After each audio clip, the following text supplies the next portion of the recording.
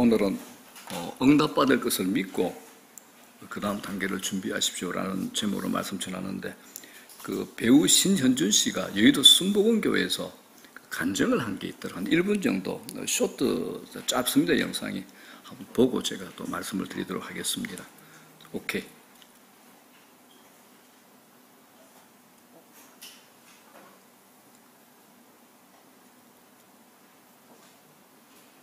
이 이야기를 꼭 하고 싶어요. 어머니 아버지께서 어렸을 때부터 현준아,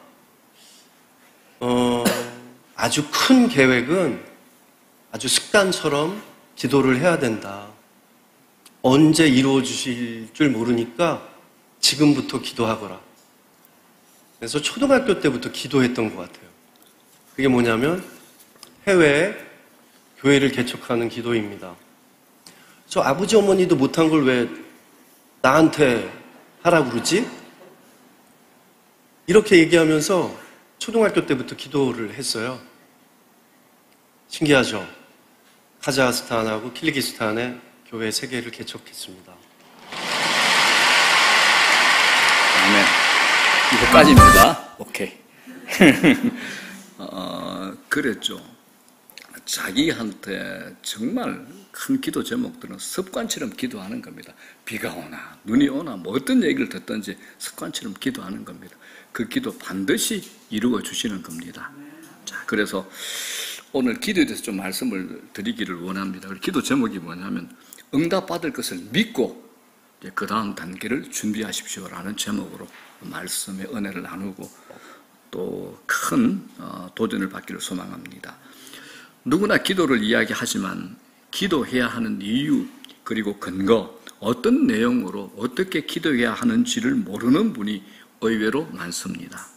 그리고 기도 응답을 받았는데 기회가 왔는데 우물쭈물 허둥대는 경우는 없었는가요? 누구나 있지 않습니까? 기도는 영적 전쟁이잖아요. 방해 요소가 반드시 있습니다. 이런 것들을 어떻게 분별하고 극복하는지를 오늘 본문을 통해 나누기를 소원합니다. 자, 오늘 본문 느헤미야서입니다. 그래서 이 느헤미야의 배경을 알기 위해서 이스라엘의 역사를 제가 아주 짧게 간략하게 좀 말씀을 드리겠습니다. 역사인데 아주 굵직굵직하게 5줄로 요약을 했습니다. 자, 첫 번째, 이스라엘은 그 솔로몬 왕 때, 그죠? 그 아들 르호보암 왕 때 이 왕이 즉위했을 때 남쪽과 북쪽으로 분열이 되죠. 남과 북으로 갈라지는 겁니다. 솔로몬 왕 아들 때. 그래서 남쪽은 유다라 부르고 북쪽은 이스라엘로 부릅니다. 성경 읽다 보면 이제 열왕기상부터 이렇게 나라가 나눠지는 겁니다. 그런데 북이스라엘은 아수르라는 나라에 의해서 망합니다. 몇 년에요? BC 722년에 아수르라는 나라에 망합니다. 지금으로 말하면 시리아입니다. 지금 우리는 이 시대로 하면 시리아입니다. 자, 그런데 남쪽 유다는 당시에 세계 최강 바벨론, 지금으로 말하면 이라크입니다. 이라크의 느부갓네살 왕에 의해서 점령을 당합니다. 느부갓네살에 의해서. 이게 BC 586년입니다. 그런데 이 바벨론의 느부갓네살 왕이 굉장히 머리가 좋습니다. 그래서 유다의, 남쪽 유다의 인재들을 자기 나라에서 사용하기 위해서 자기 나라 포로로 끌고 가죠. 이때 끌려간 사람이 누굽니까? 다니엘, 에스겔 같은 사람들이 이때 포로로 끌려갑니다. 그런데 이 남유다를 멸망시켰던 바벨론도 단명을 합니다. 아주 짧습니다. 남유다 백성들을 포로로 잡아간 지 한 50년 정도 지났을 때 페르시아라는 나라가 있어요. 지금 말하면 지금이라면 이란입니다. 페르시아의 고레스 왕이 바벨론 제국을 침략해가지고 다 깨부셔버립니다. 이 페르시아의 고레스 왕은 아주 너그러운 사람이었습니다. 관대한 종교 정책을 추진하죠. 그래서 자기가 포로로 잡은 나라가 잘 살도록 하기 위해서 자기들 나라의 신에게 기도하는 것이 필요하다, 제사 드리는 것이 필요하다라고 그것을 허용을 한 겁니다. 그래서 포로로 잡아온 유다 백성들도 자기들이 자기 고국에 돌아가서 종교 생활할 수 있도록 너희들 땅에 가가지고 무너진 예루살렘을 재건해라라고 허락을 해주는 겁니다. 그래서 유대인들이 기쁨이 넘쳐가지고 일부가 귀국을 해가지고 제일 먼저 스룹바벨을 중심으로 예루살렘 성전을 짓게 됩니다. 이게 제1차 포로귀환입니다. 그런 다음에 60년 정도 지난 다음에 제사장 가문의 후손인 학사 에스라가 중심이 돼가 포로로 잡혀갔던 일부 유다 백성들 데리고 또 귀국을 합니다. 그래서 이 에스라가 와가지고 뭘 하느냐? 종교개혁을 하죠. 율법을 재정비합니다. 이게 제2차 포로귀환. 너무 어려운가요? 하나만 더 하면 됩니다. 그리고 이제 12년의 세월이 흐릅니다. 오늘의 주인공 느헤미야가 예루살렘 성벽을 재건하기 위해서 귀환한 것을 제3차 포로귀환이라고 합니다. 아주 쉽죠? 이게 킬러 문항입니다. 이게. 자, 이 느헤미야가 포로였지만 고위 관직을 차지하고 있었습니다. 그는 왕의 페르시아 아닥사스다 왕의 술관원이었습니다. 술관원이 뭔가 아시죠? 왕이 마시는 술, 왕의 음식, 침실 그리고 경호까지 하는 일을 다 맡았습니다. 왕의 최측권이죠. 행정력에 큰 영향을 미친 자가 바로 느헤미야입니다. 어느 날 느헤미야의 친동생 하나니가 조국 유대 땅에 갔다가 돌아왔는데 동생의 말을 딱 들어보니까 자기 조국에 예루살렘에 백성들이 큰 어려움을 겪고 있고 예루살렘 성벽이 다 무너져 버리고 성문이 불탄 채 방치가 됐다는 얘기를 듣습니다. 이 말을 들은 느헤미야가 가슴이 얼마나 아팠던지 자신은 비록 이방 나라에서 왕궁에서 영화를 누리고 있지만은 자신의 일신에 마음의 부담감이 생기고 견딜 수가 없었던 겁니다. 그래서 며칠을 금식하고 하나님께 눈물로 기도하게 됩니다. 그래서 그 기도하는 내용이 오늘 우리가 2장을 읽었는데 앞장 1장에 느헤미야가 그 소식을 듣고 슬퍼하며 기도한 내용이 1장입니다. 기도가 끝이 났죠. 느헤미야는 응답으로 하나님이 주신 부담감을 지울 수가 없었습니다. 이 내용이 오늘 우리가 읽은 2장입니다. 우리에게도 기도 중에 부담감이 있을 겁니다. 이런 부담감에 반응하는 걸 뭐라 그럽니까? 사명이라 그럽니다. 자, 그렇다면 느헤미야가 성벽 재건을 위해서 제일 먼저 해야 될 게 뭘까요? 왕의 마음을 움직여서 자기가 예루살렘으로 가야 되는 겁니다. 신하인 자기 마음대로 갈 수 있는 것이 아니라 왕의 허락이 떨어져야 갈 수 있는 겁니다. 당시 이 아닥사스다 왕은 포로국가 예루살렘 성이 재건되는 것을 별로 좋아하지 않는 사람이었습니다. 이런 분위기에서 예루살렘 성벽을 재건하겠다고 제안하다가 자칫하면 자신의 신상에 어려움이 닥칠 수도 있기 때문입니다. 그래서 중요한 게 뭡니까? 왕의 마음을 부드럽게 하고 왕의 마음을 바꾸는 겁니다. 왕이 허락하지 않으면 나갈 수 없잖아요. 성벽 재건을 수행하려면 왕이 자제도 좀 줘야 되고 사람도 좀 붙여야 되는 이런 협조가 필요한 겁니다. 왕이 신하 마음을 움직이는 것은 쉬운데 신하가 왕의 마음을 움직이는 것은 참 어렵습니다. 그래서 느헤미야가 어떤 기도하느냐? 먼저 왕의 마음을 움직여 달라고 하나님께 기도합니다. 자, 여러분 한번 생각해 보십시오. 우리가 살아가면서 부딪히게 되는 모든 일은 사람의 마음을 움직이는 게 관건입니다. 그렇지 않습니까? 결국은 마음 싸움입니다. 그런데 이 마음을 움직이는 게 쉽지 않은 겁니다. 집에서 내 아이에게 심부름을 시키는 것도 그 아이의 마음이 움직여져야 되는 겁니다. 하나님은 하나님의 일을 하실 때 항상 사람의 마음을 움직여서 그 사람을 통해서 일하게 하십니다. 사람의 마음처럼 복잡한 게 없습니다. 내가 사람의 마음을 움직이려고 하면 여러분 쉽지 않습니다. 그런데 나는 기도한 것밖에 없는데 주변에서 도와주겠다 하면서 일이 풀리는 겁니다. 하나님이 사람의 마음을 움직이셔서 나의 동력자가 되게 하신 겁니다. 우리 지금 이 시대의 마케팅이 어떻습니까? 과거와는 달리 주제가 이거 아닙니까? 어떻게 사람의 마음을 움직일까? 이게 마케팅 아닙니까? 그죠? 기업의 첫 번째가 뭡니까? 어떻게 소비자 마음을 만족시킬까? 이게 기업의 존재 이유 아닙니까? 처세술의 발달이 뭡니까? 다 마음의 문제를 다루는 겁니다. 이 시대에 아픈 마음이 워낙 많다 보니까 선진국일수록 심리학, 상담학이 발달한다고 합니다. 강남에는 아이들 ADHD가 수두룩하답니다. 집집마다 전부 다 ADHD라 합니다. 심각하죠. 그래서 이 느헤미야도 왕의 마음을 움직이는 것이 모든 것을 푸는 열쇠다라는 것을 알고 있었습니다. 자, 그런데 느헤미야가 왕이 좋아하는 술로 아니면 뇌물로 왕의 마음을 움직이려고 그랬습니까? 세상 사람들이 일반적으로 사람의 마음을 움직이려고 하는 게 대부분 꼼수죠. 사람의 마음을 움직이는 최고의 방법이 뭐냐? 하나님께서 사람의 마음을 움직이는 겁니다. 만지는 거죠. 내 방법이 아니라 기도를 들으시는 하나님을 신뢰하고 기도하는 겁니다. 자, 이분이 누구냐면 청파교회 김기성 목사님입니다. 아주 야윈 분이죠. 그런데 여러분들 CBS나 보시면, TV 보시면 자주 나오시는 분입니다. 한국교회에서 존경받는 분입니다. 기도 설교를 하시다가 이제 자기 얘기를 하셨어요. 초등학교 때까지 교회를 다니다가 이제 중학교와 고등학교 초기까지는 뭔가 교회에 마음이 불편하고 신앙이 마음에 안 들어가지고 교회를 나가지 않았다고 합니다. 그러다가 이제 마음이 변해가지고 고등학교 후반에 교회를 나가게 되었는데 그때 마음에 딱 작정이 오더랍니다. 아, 내가 신학을 하고 목사가 되겠다. 결심을 하고 어머니께 말씀을 드렸더니 그때 어머니께서 하시는 말씀이 정말 좋은 생각이다. 형제들 중에 막내인 네가 목사가 되면 좋겠다는 생각을 늘 엄마는 하고 있었다. 그때 이제 이 목사님이 궁금해졌죠. 아니 어머니, 제가 교회에 나가지 않았을 때 어머니는 단 한 번도 제게 교회 나가라고 말씀하지 않으셨잖아요 라고 물어봤어요. 그랬더니 어머님 대답이 기가 막힙니다. 그랬지. 그러나 나는 지난 14년 동안 너를 위해서 단 하루도 빼먹지 않고 너를 위해서 기도했단다라고 어머니께서 말씀하셨습니다. 그러면서 목사님이 이 대화 내용을 이렇게 결론 지으셨어요.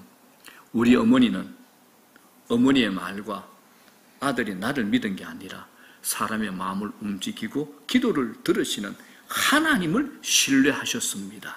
라고 얘기를 했습니다. 느헤미야도 자신이 섣불리 설득하려고 하다가는 문제가 더 꼬일 수 있기 때문에 조국 예루살렘의 나쁜 소식을 듣고 난 후에 한 것은 딱 하나입니다. 왕의 마음을 바꿔달라는 기도. 그거 딱 하나 있습니다. 역사는 말합니다. 당시 페르시아의 아닥사스다 왕은 성격이 괴팍하고 고집이 세고 변덕이 심한 좋지 않은 왕이었다라고 역사는 얘기합니다. 왕의 마음을 바꾼다는 건 불가능하죠. 그런데 느헤미야가 한 것은 뭡니까? 기도였습니다. 느헤미야는 기도한 후에 기다렸습니다. 자, 시간이 꽤 흘렀지만 느헤미야는 섣불리 나서지 않고 잠잠히 기다립니다. 우리가 가져야 될 중요한 태도 하나가 있습니다. 어떤 사람에 대해서 쉽사리 섣불리 결론 내리지 않는 겁니다. 느헤미야가 왕의 모습을 보고 절망할 수 있었지만 하나님은 충분히 왕의 마음을 바꿀 수 있다는 믿음을 가졌던 겁니다. 여러분, 기도하는 사람의 특징이 있죠. 하나님이 하시면 될 것이라는 신뢰가 기도하는 사람들 마음에 가득 차 있습니다. 느헤미야는 아무리 믿기 어려운 사람이라 할지라도 하나님께서 그를 바꾸시면 얼마든지 가능하다. 이 믿음을 느헤미야는 갖고 있었던 겁니다. 여러분 중에 인간관계가 꼬여 힘들어하는 분이 있다면 섣불리 풀려고 하지 말고 기도하시기 바랍니다. 인간관계는 참 묘하죠. 정말 복잡합니다. 잘못하면 오해가 생겨 더 꼬일 수가 있습니다. 내가 움직여버리고 하면 안 되고 하나님이 풀어주시는 것이 상책입니다. 우리는 자꾸 인간적으로, 인위적으로 사람을 조작하려고 합니다. 하나님께서 하시도록 여러분 기도로 기회를 드려야 됩니다. 어떤 사람의 마음이라도 하나님께서 움직일 수 있기 때문입니다. 하나님께서 우리 마음을 만드신 분이잖아요. 하나님께서 우리 마음을 만드셨습니다. 느헤미야는 기도한 후에 기다립니다. 오늘 본문 기도한 1장하고 느헤미야가 왕에게 말한 본문의 2장까지는 약 4개월의 시간이 흘렀습니다. 4개월 짧지 않은 시간이잖아요. 여러분들 기도할 때 기본적으로 여러분들이 꼭 명심해야 될 것, 당장 응답되지 않는 기도가 많다. 기본적으로 여러분들 숙지하셔야 됩니다. 기도하고 눈뜨니 이루어졌다. 이건 초신자 때 하나님께서 기도 안 하면 하나님 앞에 안 오니까 그냥 아이들 응석부리니까 다 들어주는 거 있잖아요. 그거하고 똑같습니다. 하지만 신앙생활을 하다 보면 즉각적인 응답보다 시간이 지난 다음에 응답되는 것이 훨씬 더 많습니다. 우리는 결과에 관심이 많은데 하나님은 과정에 관심이 더 많으십니다. 그 차이 때문에 우리는 시험에 들고 하나님 서운합니다, 섭섭합니다. 그러고 하나님에 대해서 오해하기도 합니다. 하나님께서 과정을 중요하게 여기시는 이유는 우리가 기도하고 응답되는 것을 기다리는 과정에서 얻을 수 있는 풍성한 다른 은혜를 주시기 위함입니다. 기도하면서 기다리는 과정에서 우리가 받는 그 은혜도 풍성합니다. 당장 받으면 좋은데, 당장 주면 좋을 것 같은데 그렇지 않습니다. 하나님은 기도하고 하나님께서 응답하는 과정에서 우리를 하나님의 사람으로 훈련시키는 겁니다. 단단하게 만들죠. 깊게 만드는 겁니다. 기다리는 시간을 통해서 우리는 하나님을 신뢰하는 법을 배우게 됩니다. 하나님을 신뢰할 줄 아는 사람이야말로 끝까지 기다리죠. 사랑하는 여러분, 우리 인생 수많은 문제가 파도처럼 몰려옵니다. 그런 문제들을 이길 수 있는 신앙의 기반은 기도로 만들어집니다. 기도로 만들어집니다.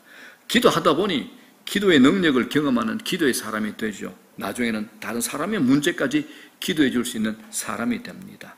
기도하면서 우리는 하늘의 지혜를 얻습니다. 자, 여러분들에게 물어보고 싶습니다. 여러분들 주위에 어떤 분들이, 누구라도 좋습니다. 여러분들에게 진심으로 진정으로 자기의 아픔을 다 내어놓고 이렇게 기도해 주십시오라고 부탁을 받은 적이 있습니까? 중보 기도의 부탁을 받은 적이 있습니까? 그거 받으셔야 됩니다. 그건 기도하는 사람에게만 부탁하는 거죠.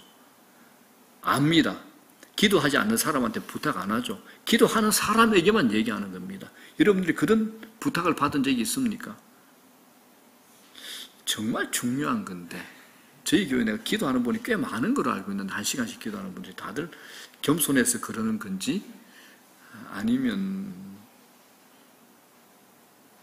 자, 그러면 진도 나가겠습니다. 자, 여러분 물어볼게요. 기도 응답이 왜 빨리 되지 않을까요? 왜 기도 응답이 빨리 되지 않을까요? 하나님 성경에서 무조건 기도하라 그랬습니까? 쉬지 말고 기도해라. 구하라, 찾아라, 문을 두드리라. 왜 그런데 기도 응답이 빨리 되지 않을까요? 정답은 이거죠. 그 속에 하나님의 뜻과 계획이 있기 때문입니다. 그 속에 하나님의 뜻과 계획이 있기 때문입니다. 우리 쪽에 중요한 게 뭡니까? 기도를 포기하지 않는 겁니다. 우리는 급할 때 급합니다. 그런데 하나님 느긋하십니다. 우리는 결과는, 하나님은 과정을 중요시하는 관점의 차이 때문입니다. 아니, 마리아 오빠가 죽었어. 예수님 빨리 와야 됐는데 굳이 시간을 늦춰가지고 다 죽고 난 다음에 시체 냄새가 풀풀 날 때 그때 다 나타나셨어. 뭐라 그러셔? 네가 영광을 보리라. 말이 안 되잖아요, 우리 쪽에는. 근데 그 과정을 통해서 하나님 영광 받으시고 영광이 드러나고 그 집의 가정의 식구들에게 믿음을 더 견고하게 만드시는 거죠. 그 깊은 뜻이 있는 겁니다. 기도하면서 여러분 기다리게 되어도 우리가 해야 될 거 계속 신뢰하면서 나가는 겁니다. 하나님은 그럴 때 우리에게 너 받을 그릇이 준비가 됐네. 더 큰 것을 내가 네게 맡기마 하고 주시는 겁니다. 하나님의 응답을 기다리는 시간 결코 여러분 낭비의 시간 아닙니다. 하나님의 뜻이 분명하다면 고민할 필요가 없는 겁니다. 기도한 후에 여러분 기다림에서 실패하지 않는다면 반드시 하나님의 역사를 체험할 줄로 믿습니다. 기도한 후에 여러분 기다리십시오. 하나님을 신뢰하면서 기다리십시오. 하나님께서 반드시 역사하시고 일하십니다. 자, 2절을 보니까 느헤미야가 왕 앞에 나갔는데 왕이 보니까 느헤미야 얼굴에 수심이 가득했습니다. 자, 2절 한번 보겠습니다. 시작. 왕이 내게 이르시되 네가 병이 없거늘 어찌하여 얼굴에 수심이 있느냐? 이는 필연 네 마음에 근심이 있음이로다 하더라. 여러분 기도한다고 근심과 염려가 전혀 없어지는 것 아닙니다. 기도하는 사람도 근심하고 염려할 수 있습니다. 기도하고 있는데 현실은 기도하는 것과 거리가 멀면 인간인지라 근심할 수 있습니다. 그러나 이게 중요합니다. 근심은 되지만 기도의 줄을 놓으면 안 됩니다. 근심은 되지만 기도의 줄을 놓으면 안 됩니다. 느헤미야는 포기하지 않고 지속적으로 기도합니다. 그래서 마침내 느헤미야가 왕으로부터 내가 네한테 뭐 해주기를 원하느냐라고 이 제안을 듣죠.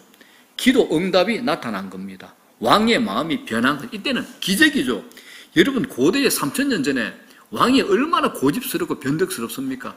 아차 자기 눈밖에 나면 다 죽여버려. 근데 이런 왕의 마음이 변한다는 거, 이건 하나님께서 일하시는 겁니다. 하나님께서 느헤미야의 기도를 들으시는 겁니다. 이 기적이죠. 아닥사스다 왕보다 더 높으신 하나님께서, 마음을 만드신 하나님께서 아닥사스다의 마음을 바꾸신 겁니다. 그래서 우리가 이 느헤미야서나 성경 전체를 읽다 보면 역사의 주관자는 하나님이시다라는 것을 반드시 알게 됩니다. 자, 4절을 보겠습니다. 다 같이 읽겠습니다. 시작. 왕이 내게 이르시되 그러면 네가 무엇을 원하느냐 하시기로 내가 곧 하늘의 하나님께 묵도하고 기도했더니 왕의 마음이 바뀌었습니다. 이 본문 굉장히 중요합니다. 왕이 느헤미야에게 뭐라 그럽니까? 네게 뭐 해주기 원하느냐 물어보는 그 순간에도 느헤미야는 뭐 했습니까? 내가 곧 하늘의 하나님께 묵도하고, 이 말씀처럼 느헤미야는 왕의 그 응답을 들으면서도 순간적으로 뭘 했습니까? 하나님께 기도했던 겁니다.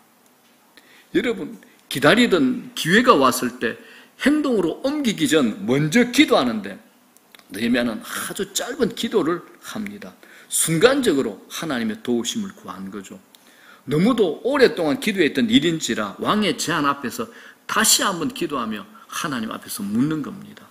이게 여러분들 매 순간 하나님께 기도하는 습관을 가진 사람들에게 일어나는 복된 일입니다. 데살로니가전서 5장 17절 뭐라 그럽니까? 쉬지 말고 기도하라. 쉬지 말고 기도하라. 이게 바로 이 내용입니다. 자, 여러분, 우리가 하나님의 음성을 듣잖아요. 하나님의 음성을 듣는 연습 중에 하나가 이런 게 있습니다. 작고 사소하고 평범한 일부터 하나님께 기도하며 결정하는 겁니다. 전에는 내 경험, 내 지식으로 단번에 결정했던 일을 이제는 한 호흡을 들이마시며 하나님께 기도하며 진행해 보십시오. 누가 그랬을까요? 다윗이 그랬습니다. 다윗이 왕이 됐잖아요.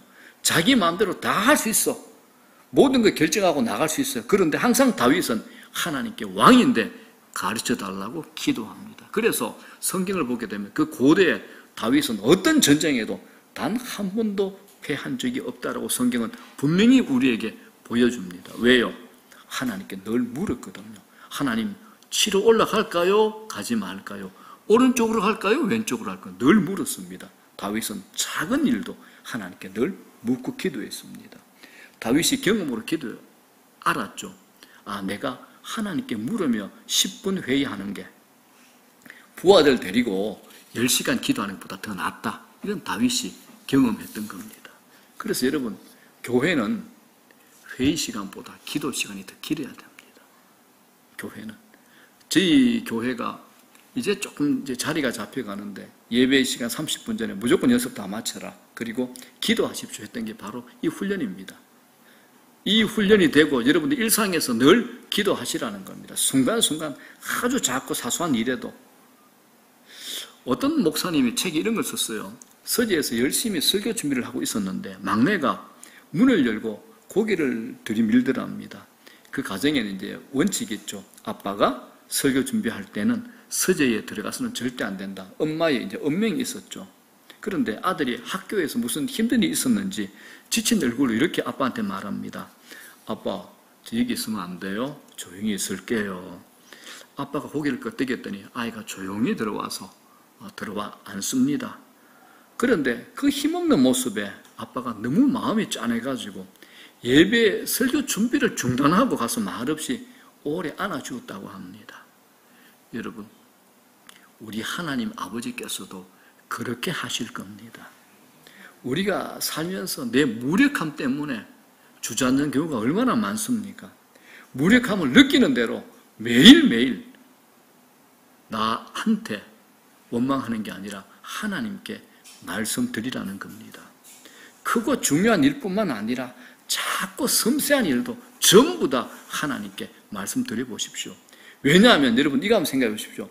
나는 작은 일이라고 생각했는데 이게 아주 큰 일일 수도 있습니다. 나는 작은 일이라고 생각했는데 이게 아주 큰 일일 수도 있죠. 또 아주 큰 일이라고 생각하고 나는 아예 주저앉아 있는데 하나님 보시기에는 정말 하찮은 일일 수도 있기 때문에 그렇습니다. 성령님은 그걸 우리가 분별하지 말고 하나님께 그냥 가지고 오라고 우리에게 말씀하십니다. 사랑하는 여러분, 어떤 일이든 하나님의 도움 없이는 안 된다고 겸손히 인정하십시오. 그런 겸손이 기도의 영이신 성령님을 기쁘게 하는 겁니다. 느헤미야서 뒷부분을 보게 되면 거대한 성벽 재건이 52일 동안 빠른 속도로 진행되는데 순간순간마다 느헤미야는 기도에 무릎을 꿇습니다. 순간순간마다요. 지루할 정도로 아무 일이 일어나지 않아도 느헤미야는 꾸준히 기도할 뿐만 아니라 굉장히 다급한 일이 닥쳤을 때도 기도의 순간을 놓치지 않는 사람이 바로 느헤미야입니다. 여러분, 다시 말씀드립니다. 하나님의 사람은 작은 사건 앞에서도 민감하게 반응하고 하나님께 물어야 합니다. 하나님을 신뢰하는 사람은 발등에 불이 떨어져야 한꺼번에 몰아서 기도하는 사람 아닙니다. 일상 속에서 하나님께 묻는 생활 습관이 아주 중요합니다. 작은 사건도 하나님 앞에 묻는 태도가 중요하다라는 겁니다. 반드시 여러분 믿으십시오. 기도하면 반드시 때가 옵니다. 기도하면 반드시 때가 옵니다. 기도하는 과정은 어렵지만 하나님의 응답의 때가 오면 본물 터지듯이 일이 급하게 일어납니다. 이제 마침내 느헤미야는 왕의 전폭적인 지원을 받고 자기 조국, 고향 예루살렘으로 가게 됩니다. 이 모든 일은 왕이 도와주지 않으면 안 되는 일인데 왕이 모든 조치를 다 취해주는 겁니다. 파격적인 후원을 가지고 고국으로 돌아갑니다. 여러분, 이것처럼 일의 결정권을 가진 사람들의 마음을 바꿔놓으면 엄청난 일들이 일어날 수 있죠. 하나님이 원하시면 힘을 가진 사람들 얼마든지 바꿀 수 있다라는 겁니다. 그럼 여러분들 이제 어떻게 살아야 되는가? 대충 그림이 그려지죠. 느헤미야의 손이 이제 아주 바빠졌습니다. 그런데 느헤미야는 미리 준비한 사람이었습니다. 기도만 하는데 대책 없이 기다리고만 있으면 안 됩니다. 오늘 설교 제목이 뭡니까? 응답받을 것을 믿고 그 다음 단계를 준비하십시오입니다. 기도를 하는데 대책 없이 기다리고만 있으면 안 됩니다. 내가 기도한 대로 이루어진다면 내가 그 기도의 응답을 감당할 수 있는가를 여러분 한번 생각해 보셔야 됩니다. 우리는 응답을 걱정하고 있는데 하나님은 우리가 응답을 감당할 수 있는가를 걱정하십니다. 우리는 가끔 책임도 지지 못할 거창한 기도를 할 때가 있습니다. 그래서 기도하면서 우리는 하나님의 응답받을 준비를 늘 하시라는 겁니다. 많은 사람들이 자기를 알아주지 않아서 그렇지 기회를 주면 더 잘할 것처럼 말합니다. 그런데 막상 자기에게 갑자기 기회가 주어지면 우물쭈물 허둥대기 일쑤입니다. 무대에 안 세워준다고 불평했지 언젠가는 반드시 무대에 서게 될 것을 전제하고 준비하지 않았기 때문입니다. 느헤미야는 철저히 준비했습니다.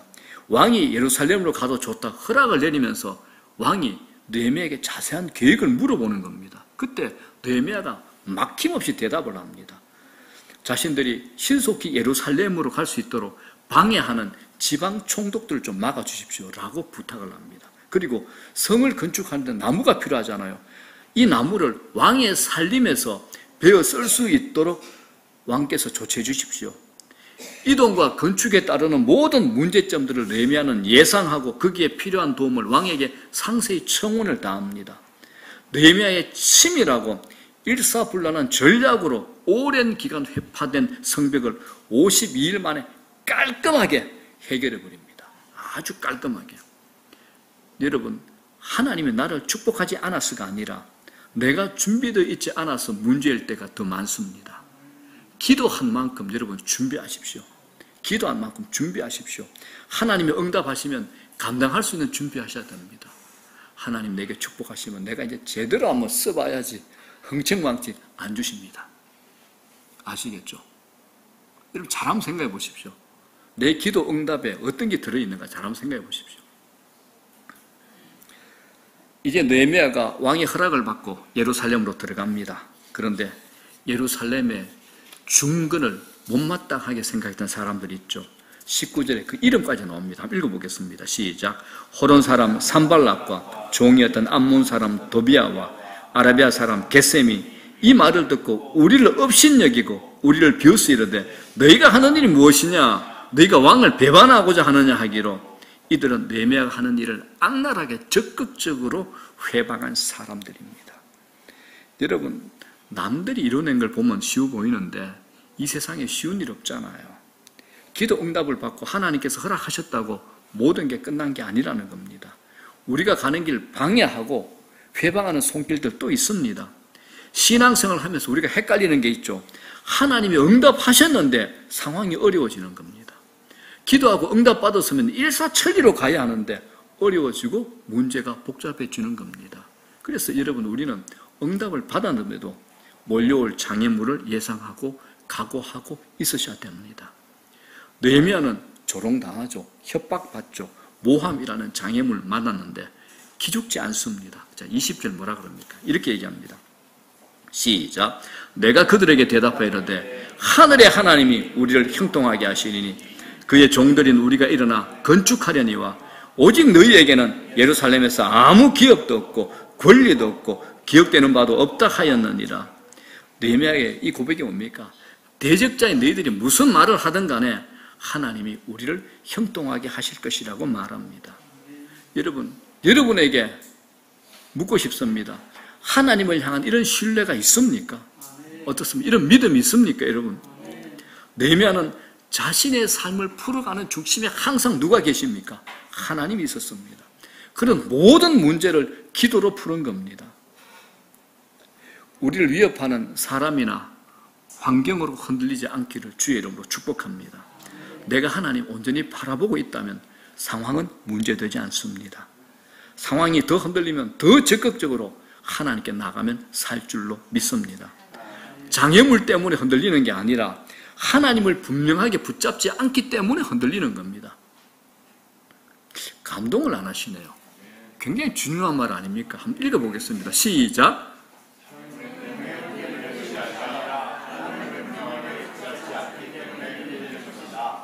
누가 나를 방해하느냐가 아니라 누가 나와 함께 하느냐가 핵심입니다. 어떻습니까, 여러분? 그렇지 않습니까? 우리가 장애물 때문에 흔들리는 게 아니라 하나님을 붙잡지 않기 때문에 흔들리는 겁니다. 누가 나를 방해하느냐가 아니라 누가 지금 나와 함께 있느냐, 이게 중요하죠. 하나님께서 형통하게 하신다 그러면 문제될 게 없다라는 겁니다. 우리 자신감의 근거가 뭡니까? 하나님이 내 편이 되신다는 것을 믿는다면 우리가 흔들릴 이유가 없죠. 느헤미야는 어떤 사건이나 문제가 있으면 늘 기도하는 모습을 보여주는데 그것은 모든 열쇠는 하나님이 가지고 계신다는 사실에 조금도 흔들림 없는 태도를 보여주고 있는 겁니다. 사랑하는 여러분, 우리 시대 변화무쌍하잖아요. 그러나 하나님이 창조주, 심판주, 구속주, 모든 주권을 가지고 계시는 하나님이 내 편이 되시고 함께 하심을 믿는다면 낙심하지 않고 잘 될 것으로 믿고 나가야 되는 겁니다. 말씀 정리합니다. 자, 느헤미야 궁에서 편안히 살 수 있었습니다. 하나님이 그를 불러내시죠. 이스라엘의 새로운 부흥기를 맞이하는 일에 준비하는 자로 하나님이 사용하시는 겁니다. 한 사람이지만 역사를 움직이는 한 가운데 그를 사용하는 것을 볼 수 있습니다. 우리가 하나님 앞에 선한 마음을 가지고 주를 위해 내 삶을 드리고자 할 때 우리가 가는 길에 방해물이 있겠지만 방해물을 제거하시고 사람들의 마음을 움직이셔서 당신의 역사를 일으키신 일에 사용해 주실 줄을 믿습니다. 우리가 상상할 수 없는 일들이 하나님께서 만들어 가실 겁니다. 기도하면 그 기도를 통해서 예측할 수 없는 일들이 일어나죠. 오늘도 여러분의 삶 속에 꼬여있는 일들이 있다면 하나님께서 그 사람의 마음을 움직여 주시기를 기도하시기 바랍니다. 기도하지만 기도가 응답되지 않고 지체될 때가 있지만 그 지체되는 동안 하나님은 더 놀라운 일들을 행하실 줄로 믿습니다. 하나님의 성품은 신실입니다. 약속하시고 약속을 지키신다는 게 바로 신실입니다. 신실하시기 때문에 기도 응답을 지체하실 때는 이유가 있는 겁니다. 우리를 더 다듬고 더 준비시키셔서 더 놀라운 축복을 그 과정 가운데 이루어지게 하시는 겁니다. 사랑하는 여러분, 기도를 포기하지 않으면 반드시 승리할 줄로 믿습니다. 그리고 일상 속에서 언제나 우리 모두가 하나님께 질문하는, 묻는 영성을 가지게 될 때 하나님의 지혜를 얻게 되죠. 순간순간 지혜로운 선택을 통해서 하나님의 놀라운 역사를 경험하고 우리 모두가 간증하는 인생이 될 줄로 믿습니다. 기도의 사람 느헤미야처럼 우리도 하나님 나라 위해서 쓰임받게 해주시고 어떤 장애물이도 흔들리지 않고 넉넉하게 이겨나가 변함없으신 하나님을 붙잡고 어려운 상황 속에서도 언제나 승리하는 축복이 임하기를 주의 이름으로 축복합니다.